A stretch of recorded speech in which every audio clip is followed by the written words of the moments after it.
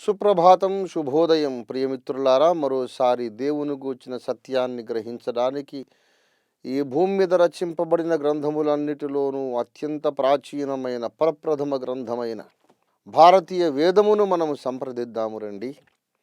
నేటి మన ధ్యానము కొరకు కృష్ణ యజుర్వేదీయ తైత్తిరీయ సంహిత 2వ ప్రపాఠకము 10వ అనువాకము 9వ మంత్ర భావము చదువుతున్నాను, చిత్తగించండి. అగ్ని, నీవు ప్రజాపతి తపము నుండి ఆవిర్భవించినావు, భూమికి స్వర్గమునకు తాపము కలుగజేయుచున్నావు. విశ్వకర్మ మేకపోతు రూపమున ప్రజలను పశువులను సృష్టించినాడు. 10వ మంత్ర భావము. మేక అగ్ని గర్భమున పుట్టినది. పుట్టగానే తనను సృష్టించిన ప్రజాపతిని దర్శించినది. ఆ మేక వలననే యజమానులు స్వర్గమునకు చేరినారు, దేవతలు పూర్వము దేవత్వము పొందినారు. ప్రియమిత్రులారా, భారతీయ సనాతన ధర్మము అమోఘమైనది, అద్భుతమైనది. సనాతన ధర్మమునకు ఆలవాలము, పట్టుగొమ్మ, ఆధారమైనటువంటి వేదములు భావగర్భితములు అని చెప్పడంలో ఎలాంటి అతిశయోక్తి లేదు, అనుమానం లేదు. వేదములలో అంతులేని సంపద ఉన్నది అని విజ్ఞులు, పెద్దలు చెబుతూనే ఉన్నారు. కానీ ఈనాటికి భారతీయులు వేదములను పరిశోధించడానికి సరైన సంకల్ప శుద్ధితో పూనుకోలేదు.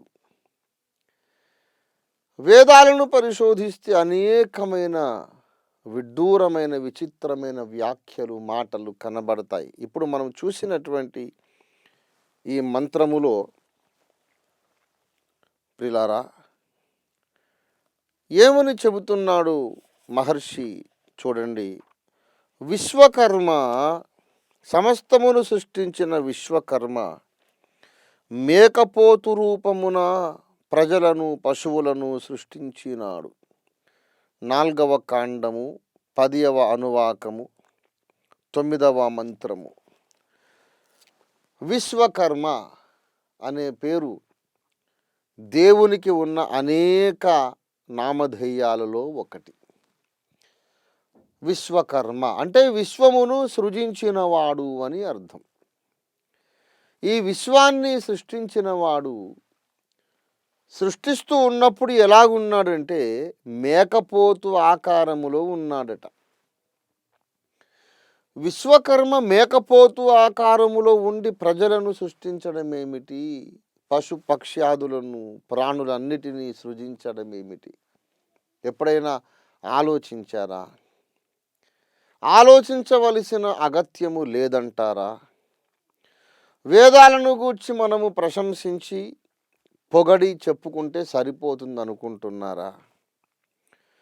వేదములలో రాయబడినటువంటి ఈ అద్భుతమైన సంగతులను ధ్యానించకుండా, పరిశోధించకుండా ఉంటే వేద ఋషులు, పెద్దలు మనల్ని క్షమిస్తారనుకుంటున్నారా? ఇది చాలా సీరియస్ విషయం, చాలా గంభీరమైన విషయం. సృష్టికర్త ఈ విశ్వమును సృజించిన సందర్భములో మేకపోతు ఆకారములో ఉన్నాడట. ఎందుకున్నాడు మేకపోతు ఆకారంలో? ఇదే కృష్ణ యజుర్వేదములో 4వ కాండము 2వ అనువాకము 5వ మంత్రములో ఇలాగు రాయబడింది. ఈ సమస్త లోకమును సృష్టించిన వానిని ఎవ్వారలును తెలుసుకొనలేకున్నారు. ప్రాణులారా, అతని తత్వము అగమ్య గోచరము. మీరు అజ్ఞానమును మంచుచే ఆవరింపబడి ఉన్నారు. అబద్ధములాడువారు, ప్రాణము ఉన్న చాలునని తృప్తి చెందువారు, ఉగ్ధములను ప్రశంసించుచూ ఉన్నవారు. ఆ పరమాత్మ తత్వము 6వ మంత్ర భావం. ఆ పరమాత్మ తత్వము నిగూఢమైనది. అది ద్యులోకమున కన్నా దూరమున ఉన్నది, పృథివి కన్నా దూరమున ఉన్నది, దేవాసురుల కన్నా దూరమున ఉన్నది. ఏ గర్భమునందు సకల దేవతలు కలిసి ఉండిరో అట్టి గర్భమును తొలుత జలములు ధరించి ఉండెను. ఎవరీతడు? ఒక దేవుడు ఉన్నాడు, ఆయనను ఎవరూ తెలుసుకోలేకుండా ఉన్నారట. ఒక మహర్షి అంటాడు, అసలు నేను ఉన్నానో లేదో నాకే తెలియడం లేదంటాడు మహర్షి. ఎవ్వరూ తెలుసుకోలేకపోతున్నారట. మహర్షులు కానీ, యోగి పుంగవులు కానీ, సాధకులు, ఆరాధకులు, భక్తులు ఎవరూ కూడా ఆ దేవుణ్ణి తెలుసుకోలేకుండా ఉన్నారు. కారణం ఏంటంటే వారి మనస్సు మీద ఒక మంచు కప్పి ఉన్నదట, కప్పబడి ఉన్నదట. వారి మనస్సు అజ్ఞానము అనే మంచు చేత ఆవరింపబడి ఉన్నది. ఎవరీతడు? ఈ కృష్ణ యజుర్వేదము 4వ కాండము 2వ అనువాకములో మొదటి మంత్రభావము చదువుతున్నాను. ఎవడు ఈ సమస్త భువనములను తన యందు ధరించినాడో, ఎవడు ఋషియో, ఎవడు హోతయో, ఎవడు మాకు తండ్రి యగునో అట్టివాడు మాకు ధనములు అందించనిచ్చగించునుగాక. అతడు తాను సృష్టించిన హృదయ పద్మమున చేరి ఉన్నాడు. అతడు సంకల్ప మాత్రమున విశ్వముల సృష్టి స్థితి లయకారకుడు, ధాత విధాత సంహర్త పరముడు సర్వజ్ఞుడు అయినాడు. ప్రియులారా, 3వ మంత్ర భావము. ఎవడు మా పోషకుడో, మమ్ము పుట్టించినవాడో, ఎవడు విధాతయో, ఎవడు పాలకుడో, ఎవడు సమస్తమును సత్ నుండి సృష్టించినాడో, అతడు దేవతల పేర్లు పెట్టుకున్నవాడైనను ఏక ఏవ బభూవ, ఒక్కడే అయినాడు. అతని అన్యభువనములు ఎవరు, ఏవి అని ప్రశ్నించుచున్నారు. ఇతడట సకల దేవతల నామములు తానే కలిగినవాడు. చారిత్రకంగా వాస్తవంగా మాత్రం అతడు అనేకులు కాడు, ఒక్కడే. అతడు ఒక్కడే. పేర్లు మాత్రమే అనేకము, వ్యక్తి మాత్రం ఒకడే. ఆయనను ఎవరు కూడా ఎందుకు తెలుసుకోలేకపోతున్నారో ఈరోజు మనము పరిశోధించి చూద్దాం. వాళ్ళందరి మనస్సును అజ్ఞానం అనే మంచు ఆవరించి ఉన్నదట. ఆయనను గూర్చి చాలా స్పష్టంగా వేదాలు చెబుతున్నాయి. ఆయన గుణలక్షణాలు, ఐడెంటిఫికేషన్ మార్క్స్ వేదాలు చాలా స్పష్టంగా చెబుతున్నాయి. ఇందాక చదివాం. అతడు మేకపోతు రూపమున ప్రజలను సృష్టించినాడు. మేకపోతు యజ్ఞ పశువు, యజ్ఞమునకు యోగ్యమైన పశువు. మేకపోతు రూపమున అంటే యజ్ఞ పురుషుడుగా ఉండి ఆయన విశ్వమును సృజించినాడు. సనాతన గ్రంథములలో ఒకటైన పురుష సూక్తము ఇదే విషయాన్ని చెబుతున్నది. ఆది సంభూతుడు ఈ సకల విశ్వమును సృజించక ముందు తన్ను తానే బలిగా అర్పించుకున్నాడని పురుష సూక్తము చెబుతున్నది. తన్ను తాను బలిగా అర్పించుకున్నాడు సృష్టికర్త గనుక ఆయనను కృష్ణ యజుర్వేదము మేకపోతు రూపమున ఉన్నాడని చెబుతోంది. ఆయన ఒక్కడే. ఎవరాయన? యజ్ఞపురుషుడు. ఎవరాయన? ఇదే కృష్ణ యజుర్వేదములో ఇంకొక మాట చదివి వినిపిస్తాను, గమనించండి. కృష్ణ యజుర్వేదము 2వ కాండము 8వ అనువాకము 6వ మంత్రము చదువుతున్నాను, చిత్తగించండి. గొర్రెగారు, మీరు జలము నుండి పుట్టినారు, మొదట పుట్టినారు. గొర్రెగారు అట.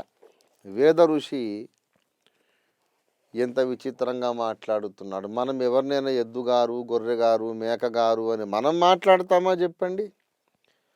అది గొర్రె, ఇది మేక, ఎద్దు అంటాం. పశువుతో మాట్లాడడం కూడా ఉండదు, వాటిని తోలడము, ఆ దెబ్బ కొట్టడం తప్ప. గొర్రెగారు అని మర్యాదపూర్వకంగా పిలిచి మీరు మొదట పుట్టినవారు అంటున్నాడు వేద ఋషి. మొదట పుట్టినవాడు అంటే సంస్కృత భాషలో ఆది సంభూతుడు. ఆది సంభూతుడు అనేది సంస్కృతం, మొదట పుట్టినవారనేది తెలుగు భాష. మొదట పుట్టినవాడు గొర్రెగారు అని పిలువబడుతున్నాడు. ఎందుకు? ఈ గొర్రె కూడా యాజ్య పశువు, యజ్ఞయోగ్యమైనటువంటి జంతువు అది. కనుక ప్రజాపతిలో నుండి పుట్టినటువంటి విశ్వకర్మ సకల భువనములను సృష్టించినప్పుడు మేకపోతులాగా ఉన్నాడు. ఆ ఆది సంభూతుడు గొర్రెలాగా, పొట్టేలులాగా ఉన్నాడు అని వేదాలు చెబుతున్నాయి. ఆయనను ఎందుకు తెలుసుకోలేకపోతున్నారంటే, ఆయన మనకు ప్రకటించబడ్డాడు కానీ మనకు నచ్చని దేశము నుండి వచ్చాడు ఆయన. మానవులము గనుక కొన్ని దేశాల మీద మనకి ఇష్టం లేదు, రాజకీయాలు లేక జాతి వైరమో తెలియదు, జాతి అహంకారమో జాతి విద్వేషమో తెలియదు, కానీ ఫలానా దేశం నుండి వస్తే నేను ఏది అంగీకరించను అనే విద్వేషము మన మనస్సును కప్పినందుచేత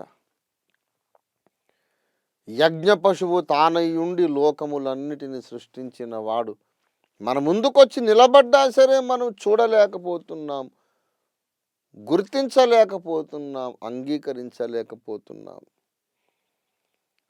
సృష్టికర్త తానే ఒక యజ్ఞ పశువై ఉన్నాడు అనే విషయాన్ని పరిశుద్ధ బైబిల్ గ్రంథములో కూడా, ప్రకటన గ్రంథము 13వ అధ్యాయములో ఇలాగున యోహాను ప్రవక్త రాశాడు. ప్రకటన 13వ అధ్యాయము 8వ వచనం. భూనివాసులందరూ అనగా జగదుత్పత్తి మొదలుకొని వధింపబడి ఉన్న గొర్రెపిల్ల యొక్క జీవ గ్రంథమందు ఎవరి పేరు వ్రాయబడలేదో వారు ఆ మృగమునకు నమస్కారము చేయుదురు. అంత్యదినాలలో, యుగాంతములో ఈ భూమి మీదికి ఒక క్రూర ప్రపంచ నియంత రాబోతున్నాడు. అతడు రాక్షసుల కన్నా మించిన పరమ రాక్షసుడు, నీచుడు, నికృష్టుడు, దుష్టుడు, క్రూరుడు, నీతి నియమరహితుడు, దేవ విరోధి, చీకటి మూటవాడు. వాణ్ణి లోక ప్రజలందరూ దేవునిగా కొలుస్తారట. ఆ రోజుల్లో ఆ ప్రపంచ నియంతను దేవునిగా ప్రజలు ఎందుకు అంగీకరిస్తారంటే, వాళ్ళందరి పేర్లు దేవుని గొర్రె పిల్ల యొక్క జీవ గ్రంథములో వ్రాయబడలేదట. ఈ గొర్రెపిల్ల ఎవరు అంటే, జగదుత్పత్తి మొదలుకొని వధింపబడి ఉన్న దేవుని గొర్రెపిల్ల. జగత్తు ఉత్పత్తి అంటే ఈ లోకము పుట్టినది మొదలుకొని వధింపబడి ఉన్నాడు, వధ్య పశువు. బైబిల్లో యేసుక్రీస్తునాథుడు భూమి పునాది వెయ్యబడక ముందే వధింపబడ్డాడు. అది మానస యజ్ఞము అన్నారు వేద ఋషులు. తరువాత అక్షరార్థ ప్రపంచములో 2000 ఏళ్ల కిందట ఆయన శిలువ మీద యజ్ఞమై వధింపబడ్డాడు, తిరిగి లేచాడు. గనుక ప్రియులారా, వేదములలో ఉన్నటువంటి సృష్టికర్త విశ్వకర్మ యజ్ఞ పశువుగా తయారై అప్పుడు ఆయన లోకాన్ని సృష్టించినాడు. ఆయనే బైబిల్లో యేసుక్రీస్తుగా ప్రత్యక్షమవుతున్నాడు. గొర్రెపిల్ల అని బైబిల్ ఆయన్ని పిలిచింది. అదే బైబిల్లో ఆయనకు వధింపబడిన గొర్రెపిల్లకు ఆది సంభూతుడు అనే పేరు ఇవ్వబడింది. కొలస్సీ పత్రిక 1వ అధ్యాయము 15వ వచనములో యేసు ఆది సంభూతుడు. గొర్రెగారు మీరు ఆది సంభూతులు అన్నాడు వేద ఋషి. కొలస్సీ 1:15లో ఆది సంభూతుడు ఆయనే. యోహాను సువార్త 1:29లో లోక పాపములను మోసుకొని పోవు దేవుని గొర్రెపిల్ల అన్నాడు. గనుక ప్రియ మిత్రులారా, యేసునాథుడే దేవుని గొర్రెపిల్ల, యేసునాథుడే విశ్వకర్మ, యేసునాథుడే ఆది సంభూతుడైన గొర్రెపిల్ల, యేసునాథుడే కృష్ణ యజుర్వేదములో ఉన్నటువంటి విశ్వకర్మ. భారతీయులు యేసును మాలమాదిగల దేవుడని దూషించుట న్యాయమా చెప్పండి? ఎంత అన్యాయము! మాలమాదిగలంటే తక్కువ వారని నేను అనడం లేదు. అసలు మాలమాదిగలు తక్కువ కులము అనడము మొట్టమొదటి ఘోరమైన అపరాధము. వాళ్ళని తక్కువ చేయడమే మొదటి పాపం. అన్ని కులాలెంతో వాళ్ళు అంతే. ఏ కులము ఎక్కువ కాదు, ఏ కులము తక్కువ కాదు. బ్రాహ్మడెంతో మాల కూడా అంతే. క్షత్రియుడు ఎంతో మాదిగ కూడా అంతే. ఏ కులము తక్కువ కాదు, ఏ కులము ఎక్కువ కాదు. అన్ని కులాలు సమానమే, అన్ని మతాలు సమానమే. మనుషులంతా రక్త సంబంధికులే సుమ. కులం అనేది పెద్ద మాయ. లేని దాన్ని ఊహించుకొని గర్విస్తున్నారు జనాలు. ఒక 2 కులాలను అంటరాని కులాలు అని చెప్పడమే ఘోరమైన మూర్ఖత, మూఢత, బుద్ధిహీనత, అన్యాయము. సరే, ఆ తప్పు చేస్తే చేశారు. కులం పేరిట మనుషులను తృణీకరించడం మొదటి పాపం. రెండవ పాపం, ఆది సంభూతుణ్ణి ఆ కులానికి అంటగట్టి ద్వేషించడం రెండవ మహాపాపం. అందుకే మన దేశానికి దరిద్రం చుట్టుకుంది, శని పట్టుకుంది. భారతదేశము స్వాతంత్రము సంపాదించి 65 సంవత్సరాలు గతించినా గతుకుల రోడ్లు పోకపోవడానికి కారణం ఆది సంభూతుణ్ణి అవమానించడమే. భారతీయులారా, పశ్చాత్తాపపడండి. ధర్మ ప్రచారకులారా, బుద్ధి తెచ్చుకొనండి. ఆ దేవదేవుని క్షమాపణ అడగండి. వేదములలో యేసును గూర్చి రాయబడింది. యేసును ద్వేషించటం మానండి. మీరందరూ యేసును విశ్వసించండి, యేసును ప్రచారం చేయండి. అప్పుడు కానీ ఆ దేవుని కరుణా కటాక్షము మన దేశం మీదికి రాదు. అంతవరకు భారతదేశం సమస్యల్లోనే కొట్టుమిట్లాడుతుంది. దేశభక్తుడను గనుక నా దేశము ప్రపంచానికి అగ్రరాజ్యము కావాలని ఆశిస్తూ సువార్త ప్రకటిస్తున్నాను. 50 మంది భారతదేశ ప్రజలు మేకపోతు రూపమున ఉండి విశ్వమును సృష్టించిన వాడు యేసేనని గ్రహించి వేద ఋషులకు విధేయులై సత్యదేవుని ఏకైక అవతారమైన యేసుని విశ్వసించి ధన్యులు కండి. చెప్పవలసింది చెప్పాను, వినకపోయినా విన్నా దాని ఫలము మీరు అనుభవిస్తారు. ప్రార్థన చేసుకుందాం. ప్రేమ కలిగిన మా మహాపరిశుద్ధ తండ్రి, నీ వాక్యము ఫలింప చేయండి. సత్యము అందరూ గ్రహించున్నట్లు కృప చూపండి. యేసు ఎవరో అందరూ అర్థము చేసుకొని యేసును తమ హృదయమున చేర్చుకొని ధన్యులై శాంతి సౌభాగ్యములతో ఇహమందు జీవించి తరువాత పరమందు నిత్య మోక్ష సుఖములు పొందుటకు సహాయము చేయండి. యేసయ్య నామమున స్తుతించి ప్రార్థిస్తున్నాము త్రియేక దేవా. ఆమేన్, ఆమేన్.